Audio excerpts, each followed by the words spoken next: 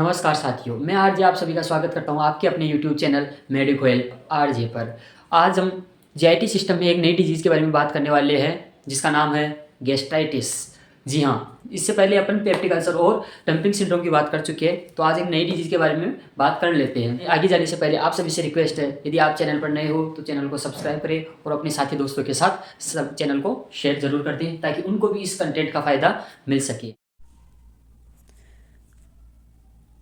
हाँ तो दोस्तों, हम बात करने वाले हैं आज गैस्ट्राइटिस के बारे में। तो गैस्ट्राइटिस क्या होता है इसके बारे में अपन बात कर लेते हैं। ये भी एक जीआईटी का ही जो डिजीज़ होती है उसी का एक पार्ट है गैस्ट्राइटिस। इससे पहले अपन पेप्टिक अल्सर और डंपिंग सिंड्रोम कर चुके हैं। तो बात करते हैं गैस्ट्राइटिस के बारे में कि गैस्ट्राइटिस क्या है।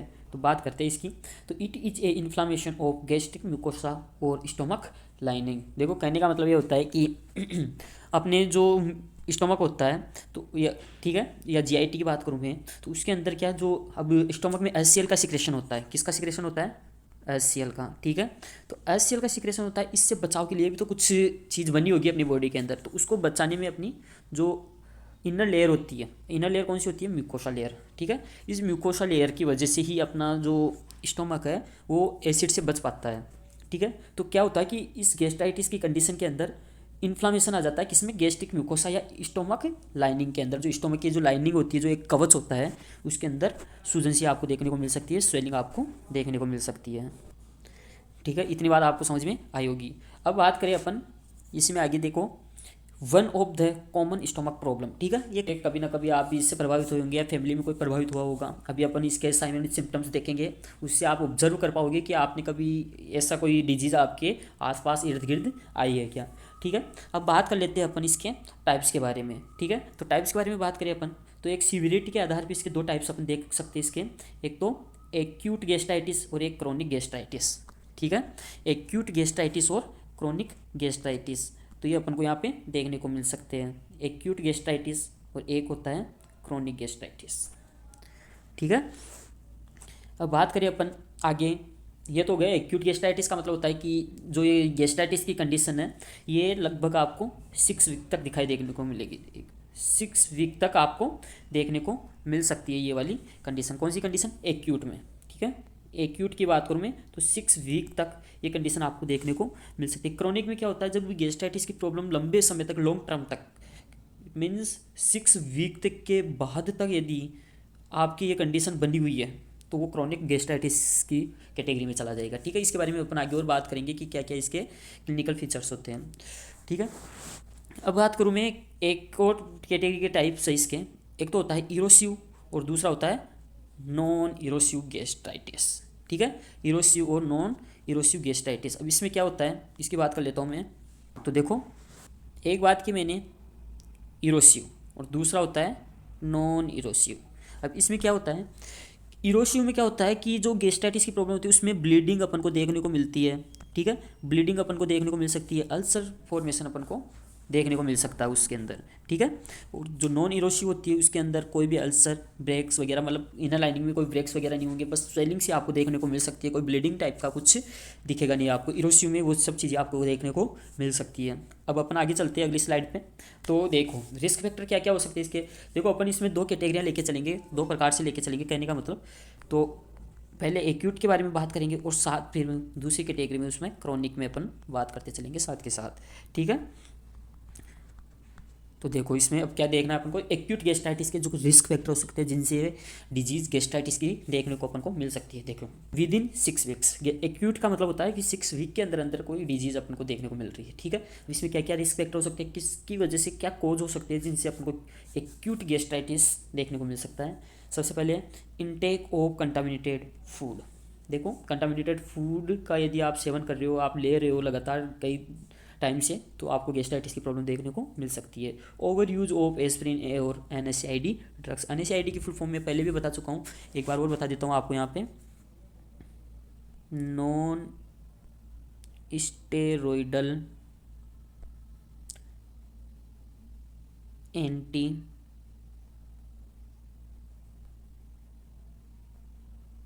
Inflammatory drugs. ठीक है, ओवर यूज ऑफ एस्पिरिन और NSAID ड्रग्स। NSAID की फुल फॉर्म क्या होती है? Non steroidal anti inflammatory drugs. ठीक है। बात करूँ मैं फिर बाकी आगे अगले रिस्क फैक्टर की जिसकी वजह से एक्यूट गैस्ट्राइटिस देखने को मिल सकता है अपन को, एक्सेसिव एल्कोहल इंटेक। ठीक है, एक्सेसिव एल्कोहल इंटेक, एल्कोहल ज़्यादा मात्रा में लेने से भी आपको गैस्ट्राइटिस की प्रॉब्लम देखने को मिल सकती है। रेडिएशन थेरेपी जैसे एक्सरे एमआरआई वगैरह आप करवाते हो, उसकी वजह से भी आपको ये प्रॉब्लम आ सकती है। इंजेक्शन ऑफ स्ट्रॉन्ग एसिड यदि आप फूड के अंदर कहीं से ले रहे हो तो उसके अंदर भी आपको गैस्ट्राइटिस की प्रॉब्लम देखने को मिल सकती है। ठीक है, बात करें अपन क्रोनिक गैस्ट्राइटिस की। क्रोनिक गैस्ट्राइटिस में क्या होता है, क्रोनिक गैस्ट्राइटिस वही आफ्टर 6 वीक। ठीक है, ध्यान रखना इस बात का, आफ्टर 6 वीक। इसमें क्या होता है, infection by H pylori bacteria, बहुत इंपॉर्टेंट है। एच पाइलोरी बैक्टीरिया किसका कोष था, एक आप मेंशन कर पा रहे हो उसको अपने दिमाग के अंदर कि एच पाइलोरी बैक्टीरिया अपने पीछे पढ़ा था, क्या पढ़ा था, पहली डिजीज जो अपने पढ़ी थी जीआईटी की, पेप्टिक अल्सर। ठीक है, पेप्टिक अल्सर का भी कोज क्या माना जा रहा था वहाँ पे, एच पाइलोरी बैक्टीरिया, जो कि एक ग्राम नेगेटिव बैक्टीरिया होता है। ठीक है, बात करें अपन अगले रिस्क फैक्टर के बारे में, तो infection by H pylori bacteria हो गया।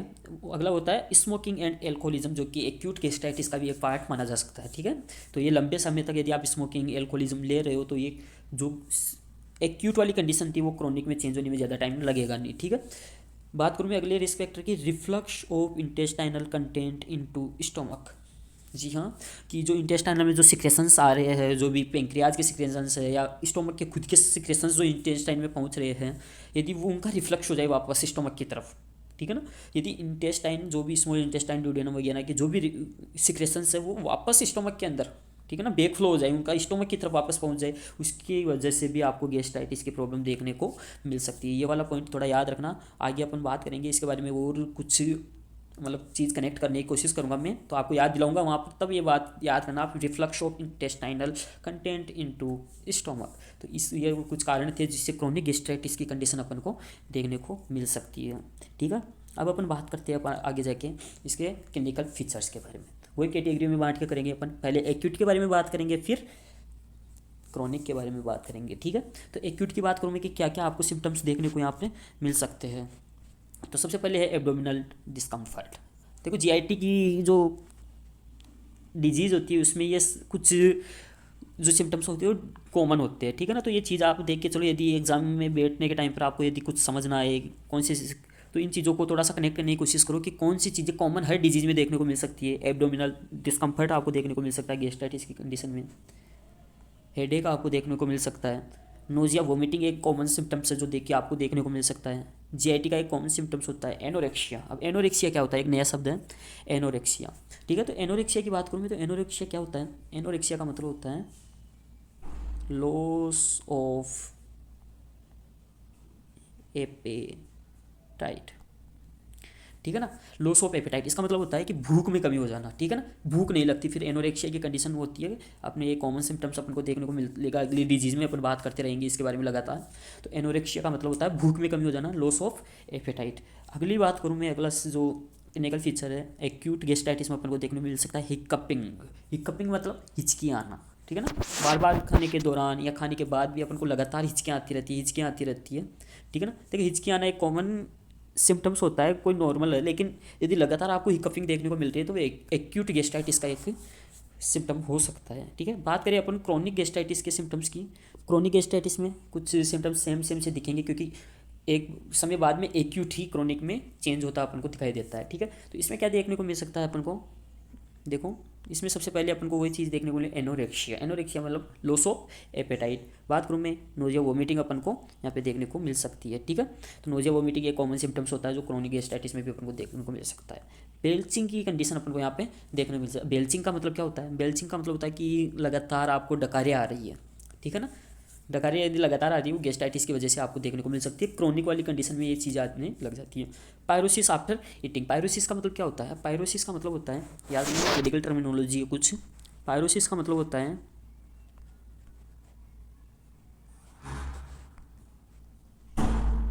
Heart burn. ठीक है ना, तो जलन सा आपको अनुभव सा होगा जब मतलब स्टोमक से आपके जो ऊपर हार्ट की तरफ आपको आता हुआ एक जलन सा अनुभव आपको देखने को मिलेगा। यहाँ पर पायरोसिस का मतलब होता है हार्ट बर्न। तो खाना खाने के बाद में आपको पायरोसिस की कंडीशन आपको लगातार होती रहेगी, थोड़ा जलन सा अनुभव होगा, ठीक है ना। सो टेस्ट इन माउथ, माउथ मतलब मुंह के अंदर आपको खट्टा खट्टा सा महसूस होने लगेगा क्रोनिक गैस्ट्राइटिस की कंडीशन। पर्नीशियस एनीमिया आपको देखने को मिल सकता है। पर्नीशियस एनीमिया क्यों देखने को मिल सकता है, इसके पीछे क्या कंसेप्ट है। देखो गैस्ट्राइटिस की कंडीशन में क्या होता है कि जो स्टोमक की जो इनर लेयर है म्यूकोसा, उसकी लाइनिंग में आपको स्वेलिंग इन्फ्लामेशन देखने को मिलता है, ठीक है ना। तो उसमें क्या होता है कि इनर लाइन में जो सेल्स वगैरह होती है, पेराइटल सेल्स वगैरह होती है, स्टोमक की जो सेल्स होती है जो कि HCl का सिक्रेशन करती है, ठीक है ना, वो भी डैमेज होती है। अब HCl का सिक्रेशन करने वाली सेल्स यदि डैमेज हो रही है, ठीक है, तो वहाँ पे क्या होता है, जो HCl क्या होता है, इंट्रिंसिक फैक्टर के द्वारा जो विटामिन B12 होता है, विटामिन B12 उसके एब्जॉर्प्शन में भी मदद करता है। और जब HCl का सिक्रेशन उसकी वजह से कम हो गया, ठीक है ना, स्वेलिंग हो गया इनर लेयर में, तब स्वेलिंग या इन्फ्लामेशन की वजह से HCl का सिक्रेशन कम हो रहा है, जिससे विटामिन B12 का जो एब्जॉर्प्शन है वो गड़बड़ा रहा है, वो प्रभावित हो रहा है। और विटामिन B12 की कमी से ही तो पर्नीशियस एनीमिया अपन को देखने को मिलता है, ठीक है ना। तो ये वाली चीज़ है कि ये सिम्टम्स पर्नीशियस एनीमिया भी आपको इस डिजीज़ के अंदर देखने को मिल सकता है, ठीक है ना। तो ये एक तरह से कॉम्प्लिकेशन भी, इस बीमारी का कॉम्प्लिकेशन भी अपन मान सकती है। पर्नीशियस एनीमिया अपन को यहाँ पे देखने को मिलता है। बात समझ में आ रही होगी। यदि फिर भी कुछ गड़बड़ आपको लगती है कि दिमाग में बात आप कनेक्ट नहीं कर पाए हो, तो वीडियो को या तो पॉज करके देख लेना या फिर वापस रिप्ले कर लेना इसको, ठीक है ना। अब बात कर लेते हैं अपन आगे चल के किसके बारे में, डायग्नोस्टिक इवैल्यूएशन के बारे में, ठीक है। तो डायग्नोस्टिक इवैल्यूएशन के बारे में बात करें अपन, तो क्या क्या चीज़ अपन किस किस के द्वारा अपन गैस्ट्राइटिस की कंडीशन के बारे में पता कर सकते हैं, ठीक है, क्या क्या इसके डायग्नोसिस है। सबसे पहले वही common point, history taking and physical examination, कि पेशेंट की हिस्ट्री लेंगे और फिजिकल एग्जामिनेशन के द्वारा अपन डायग्नोस करने की कोशिश करेंगे कि किस कंडीशन से पेशेंट प्रभावित हो रखा है। अगला डायग्नोस है इसका barium meal study by mouth, ठीक है। इसमें क्या होता है कि जो फूड अपन दे रहे हैं पेशेंट को, उसमें थोड़ा सा रेडिएशन, एक कहने का मतलब एक न्यूक्लियर मेडिसिन टाइप में होता है। बेरियम बेरियम दिया जाता है, बेरियम मील दिया जाता है उसे मुंह के द्वारा, ठीक है ना। फिर क्या किया जाता है, क्या अक्सरे लेंगे फिर उसका, देन अक्सरे, तो अक्सरे के अंदर क्या होता है, बेरियम के जो ट्रेसर है वो दिखाई देते हैं, ठीक है। क्योंकि अक्सरे में एक तो पता है अक्सरे क्यों किया जाता है, क्योंकि अक्सरे में ओनली बोन विजिबल होती है, बाकी अंदर का जो हिस्सा होता है स्टोमक की लाइनिंग वगैरह ये कुछ दिखाई नहीं देगी अक्सरे में। तो वो तब दिखाई देगी जब उसे बेरियम मील दिया जाएगा खाने के अंदर। तो थोड़ी मात्रा में बेरियम मील दिया जाता है, वो जाके इनर लेयर पे चिपक जाता है। अक्सरे की मदद से फिर अपन ये ऑब्जर्व करते हैं, ये अपन सीन करते हैं उसके अंदर कि कहाँ पे अपन को गैस्ट्राइटिस की प्रॉब्लम है, कहाँ पर कोई अल्सर फॉर्मेशन है, ठीक है ना, उन चीज़ों का अपन देख सकते हैं। तो देन फिर फाइन पैचेज वगैरह देखे जाते हैं। अपन यहाँ पे कर सकते हैं बायोप्सी, ठीक है ना। गैस्ट्राइटिस का डायग्नोसिस करने के लिए अपन बायोप्सी का भी टेस्ट कर सकते हैं, या H पाइलोरी उससे पता कर सकते हैं अपन बायोप्सी टेस्ट से। बायोप्सी के अंदर क्या होता है, अब बायोप्सी आपने वैसे पढ़ा होगा पहले वाली क्लासों में भी, लेकिन बता देता हूँ ओवरव्यू में कि बायोप्सी में क्या होता है, एक टिश्यूज़ का टेस्ट लिया जाता है, टिश्यूज़ का एक टुकड़ा लिया जाता है और उसको लैब के अंदर ले जाके उसके ऊपर संवर्धन किया जाता है, उसको कल्चर किया जाता है, उसके ऊपर अध्ययन किया जाता है, पता किया जाता है कि कौन सी कौन से कोज से वो प्रभावित हो रखी है जगह, क्या चीज़ हुई है, क्या डिजीज़ के बारे में उसका ओवरव्यू वहाँ से लिया जाता है, ठीक है ना। तो बायोप्सी टेस्ट करवा सकते हैं अपन। एक क्या होता है, मतलब बायोप्सी में और क्या साथ में मैं एंडोस्कोपी बोल सकता हूँ यहाँ पे, कि एक टेस्ट और लिख सकता हूँ मैं यहाँ पे। तो अपन यहाँ पे एंडोस्कोपी भी लिख सकते हैं, ठीक है ना। एंडोस्कोपी भी अपन यहाँ पे करवा सकते हैं पेशेंट की, ठीक है। एंडोस्कोपी में क्या होता है, पिछली क्लास में भी बताया था मैंने कि एंडोस्कोपी में क्या होता है, एक ट्यूब लाइक संरचना होती है, ट्यूब लाइक एक डिवाइस होती है, उसको मुंह के द्वारा बॉडी के अंदर डाला जाता है और वहाँ का जो सीन होता है वो वहाँ की जो टिश्यूज सेल्स या वहाँ का जो इन्वायरमेंट होता है उसका पता किया जाता है, ठीक है ना। अगला डायग्नोसिस की बात करूँ मैं, तो serological study IgG to find out antibody against H pylori. यदि सीरोलॉजिकल टेस्ट करवाएंगे उसका, यदि H पाइलोरी के अगेंस्ट कोई एंटीबॉडी अपन को वहाँ पे देखने को मिलती है, तो इससे भी अपन डायग्नोस कर सकते हैं कि वहाँ पे क्या डिजीज़ हुई है, गैस्ट्राइटिस कंडीशन है या कुछ और कंडीशन GIT के अपन को देखने को मिल सकती है, ठीक है ना। तो ये कुछ टेस्ट वगैरह कुछ डायग्नोसिस थे जिसकी वजह से अपन गैस्ट्राइटिस के बारे में पता कर सकते हैं, ठीक है। अब आगे बात करें अपन अपने अगले टॉपिक की मैनेजमेंट के बारे में, ठीक है। तो गैस्ट्राइटिस का मैनेजमेंट जो कि अपना लास्ट टॉपिक होता है किसी भी डिजीज़ का। तो मैनेजमेंट की बात करें अपन, सबसे पहले चलते हैं अपन मेडिकल मैनेजमेंट की तरफ, ठीक है। तो मेडिकल मैनेजमेंट की बात करूँ मैं, मेडिकल मैनेजमेंट की बात करूँ तो वही दो कैटेगरी में अपन एक्यूट की बात करेंगे, फिर अपन क्रॉनिक की बात करेंगे। तो एक्यूट में क्या कर सकते हैं अपन, stop intake of alcohol and smoking. जो लंबे टाइम से यदि वो लगातार एल्कोहल ले रहा है, स्मोकिंग ले रहा है लगातार, क्या एल्कोहल तो वैसे बॉडी के लिए यदि हार्मफुल ही होती है, तो stop intake of alcohol and smoking. बात करूँ मैं एनजी ट्यूब इंट्यूबेशन भी अपन इसमें कर सकते हैं। एनजी ट्यूब इंट्यूबेशन से अपन क्या होता है कि लावाज गवाज दोनों कंडीशन अपन यहाँ पे देखने को मिल सकते हैं। एनजी ट्यूब इंट्यूबेशन आप फंडामेंटल ऑफ नर्सिंग में और अच्छे से पढ़ पाओगे। कि बात करूँ मैं अगली एनाल्जेसिक एजेंट एंड सेडेटिव, क्योंकि गैस्ट्राइटिस की प्रॉब्लम हुई है, अल्सर फॉर्मेशन हो रहा है वहाँ पे, तो अपन पेन किलर एक एनाल्जेसिक्स भी अपन प्रिस्क्राइब कर सकते हैं उसे। एंटाइसिड, जो एसिड फॉर्मेशन वहाँ पे हो रहा था उसके अगेंस्ट भी अपन एंटाइसिड वहाँ पे सजेस्ट कर सकते हैं पेशेंट को। ठीक है, आईवी फ्लूइड हम देते रहेंगे उसको डिहाइड्रेशन से बचाने के लिए। ठीक है, तो डिहाइड्रेशन से बचाने के लिए अपन आईवी फ्लूइड लगातार उसे देते रहेंगे नीड के अकॉर्डिंग। ठीक है, बात करें अपन अब आगे क्रॉनिक गैस्ट्राइटिस की। ठीक है ना, तो उसके अंदर क्या मैनेजमेंट अपन को मेडिकल मैनेजमेंट देखने को मिल सकता है। एक तो उसको रेस्ट के लिए अपन प्रमोट करेंगे, रेस्ट के लिए पेशेंट को अपन बोलेंगे कि थोड़े टाइम के लिए रेस्ट लीजिए लगातार, ताकि थोड़ा सा जो भी गैस्ट्राइटिस की प्रॉब्लम हुई है, जो को मान लो ब्लीडिंग यदि अल्सर फॉर्मेशन हुआ तो उनसे थोड़ा सा आराम मिल सके। स्ट्रेस को दूर रखने के लिए बोलेंगे। ठीक है ना, कि स्ट्रेस को उसको रिड्यूस करेंगे, उसके प्रॉब्लम्स देखेंगे या किस वजह से स्ट्रेस पेशेंट पे आ रहा है। ठीक है, तो उसका भी निजात अपन करने की कोशिश करेंगे। एंटीबायोटिक्स अपन प्रिस्क्राइब कर सकते हैं, पीपीआई अपन दे सकते हैं, पीपीआई प्रोटॉन पंप इनहिबिटर, ताकि जो भी एसिड वगैरह से बचाने के लिए अपन उसको पीपीआई दे सकते हैं, ताकि गैसेस प्रॉब्लम ना हो, क्योंकि एसिड फॉर्मेशन यदि ज़्यादा हो रहा हो तो। ठीक है, एनपीओ अपन देंगे, नथिंग पर ओरल होता है इसमें, कि मुंह से जो भी चीज़ें अपन दे रहे हैं उसको थोड़ा सा अवॉइड करने की कोशिश करेंगे अपन। ठीक है ना, और पोजीशन अपन दे सकते हैं, एक सेमी फाउलर पोजीशन में अपन उसको रख सकते हैं। ठीक है ना, या रखेंगे कहने का मतलब होता है कि ये कुछ पार्ट होते हैं आपके जो नर्सिंग मैनेजमेंट है उसमें भी आपको काम में आ सकते हैं, कि एनपी हुआ, सेमी फार्मुलर पोजीशंस हुआ, वाइटल साइंस हुए उसके। ठीक है ना, उसके हाइजीन मेंटेन करेंगे, क्या वो ले रहा है, आईओ इनटेक वगैरह चार्ट मेंटेन करेंगे अपन। ये कुछ नर्सिंग मैनेजमेंट के पॉइंट्स हैं। ठीक है, अब बात कर लेता हूँ मैं सर्जिकल मैनेजमेंट की। सर्जिकल मैनेजमेंट में बात करूँ मैं तो सबसे पहले मैं आपको याद दिलाना चाहूँगा, मैंने आपको पीछे एक बात बोली थी कि ये बात तो याद रखना। कौन सी बात याद रखना, मैं बता देता हूँ आपको।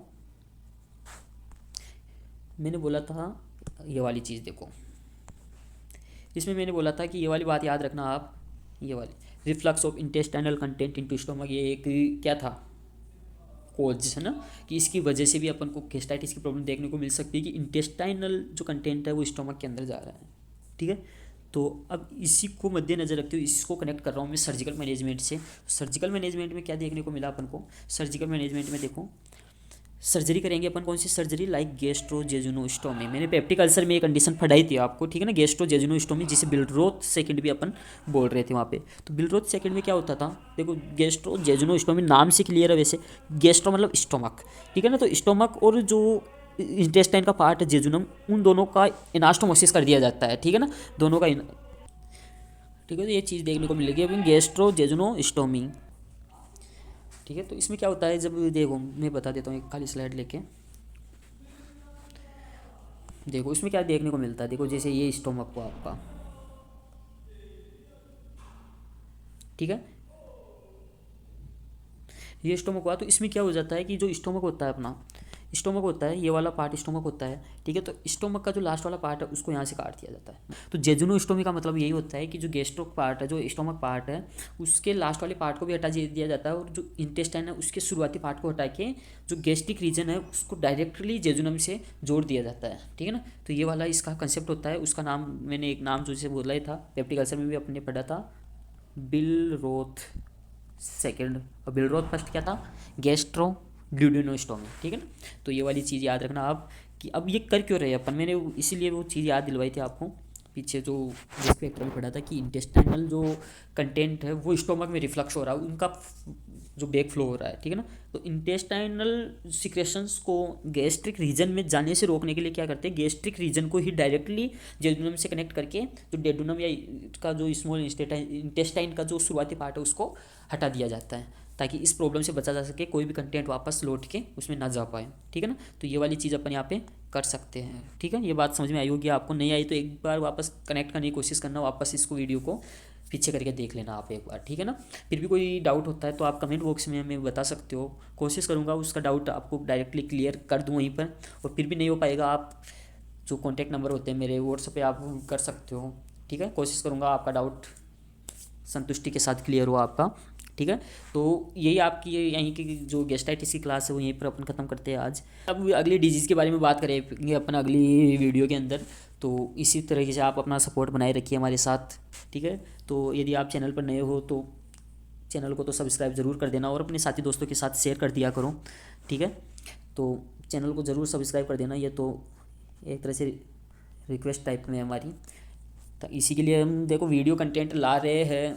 ठीक है, तो हम सारे चलो थोड़ी आपकी मदद हो जाए, थोड़ी बहुत मदद हमारी भी हो सकती है, इसमें आपका कुछ भी नहीं जाने वाला। ठीक है ना, तो आप बस लाल बटन को आपको क्लिक करना है, बेल आइकन आपको दबाना। बेल आइकन इसलिए ताकि वीडियो की जो इन्फॉर्मेशन है वो आप तक पहुंच जाए। मैं स्टडी में वीडियो के अलावा साथ के साथ ही मैं कॉलेज से जुड़ी हुई इन्फॉर्मेशन या आयुष से जुड़ी हुई कोई भी इन्फॉर्मेशन या नर्सिंग फील्ड से जुड़ी हुई इन्फॉर्मेशन जो भी हो, जो आपकी मदद कर सके वो आप तक पहुंचाने की कोशिश करता हूं। ठीक है, तो चैनल को सब्सक्राइब ज़रूर कर लेना आप। ठीक है, और वीडियो को अपने दोस्तों के साथ शेयर करके उनसे भी सब्सक्राइबर की एक मांग जरूर रख देना। ठीक है, मिलते हैं अगले वीडियो में, तब तक बने रहिए आप मेडिको हेल्प आरजे के साथ। वीडियो आप सभी के लिए महत्वपूर्ण रहा होगा और आप सभी ने कुछ ना कुछ उससे आज सीखा होगा। एक एक करके ऐसी डिजीज अपन खत्म करते जाएंगे और जीआईटी के बाद अपन नेक्स्ट रेस्पिरेटरी सिस्टम की ओर चलेंगे। तो इसी प्रकार से आप हमारे साथ इस सीरीज में बने रहिए, आपके लिए बहुत वैल्यूबल ये सीरीज रहने वाली है। मिलते हैं अगले एपिसोड में एक नई डिजीज के साथ, तब तक के लिए आज्ञा दीजिए, नमस्कार।